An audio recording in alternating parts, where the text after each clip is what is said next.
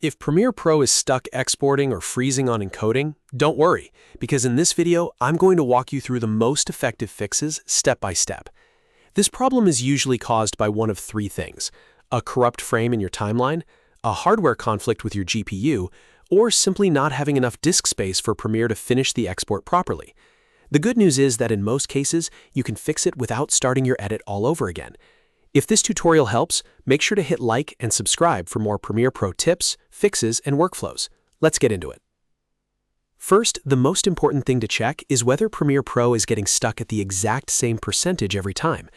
If your export always freezes at the same point, that usually means there is a problem child somewhere in your timeline.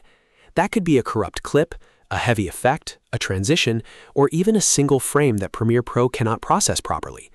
A simple way to narrow it down is to do the math. For example, if your sequence is 10 minutes long and the export stops at 50%, then the problem is probably around the 5-minute mark. Go to that section of the timeline and look closely for anything suspicious. Try removing heavy effects like warp stabilizer, noise reduction, time remapping, or complicated transitions. You can also trim the clip slightly on either side and export again to see if the error is bypassed. This small change often fixes the issue right away. If that does not solve it, the next step is to switch from hardware encoding to software encoding. Hardware acceleration is usually faster, but it can also be less stable, especially if your GPU drivers are outdated or Premiere Pro is having trouble communicating with your graphics card. To change this, go to the export panel and look under the video settings. Find the encoding settings and switch performance from hardware encoding to software encoding. Yes, this may take a bit longer to export, but it is often much more reliable and can get you past the stuck encoding problem when the GPU is causing the issue. Another very useful fix is to clear your media cache. Over time, Premiere Pro stores a lot of temporary cache files, and sometimes those files become outdated or corrupted. When that happens, they can interfere with playback, rendering, and exporting. To clear them, go to Edit, then Preferences, then Media Cache. From there, click Remove Media Cache Files and choose the option to delete all media cache files from the system. After that, restart Premiere Pro completely and try exporting again. This is one of those maintenance steps that seems small, but it can make a huge difference. If Premiere is still stuck, the next thing to try is changing the renderer in your project settings. Sometimes the problem is not the export itself, but the way Premiere is working with your graphics card during the rendering process. Go to File, then Project Settings, then General. In the renderer section, change it from Mercury Playback Engine GPU Acceleration to Mercury Playback Engine Software Only. This tells Premiere to avoid relying on the GPU and use software processing instead.